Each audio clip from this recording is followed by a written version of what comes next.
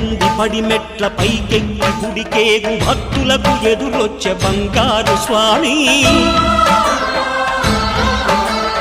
ఇరుముడులు స్పృశించి శుభమనుచు దీవించి జన బృందముల చేరే జగమేలు స్వామి తన భక్తులొనరిల్చు తప్పులకు తడబడి ఒక పక్క ఒరిగెన ఓంకారమూర్తి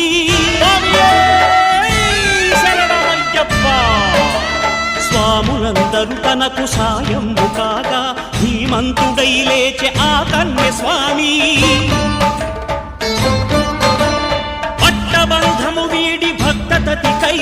పరుగు పరుగున వచ్చే భూమిపైకి నరుడై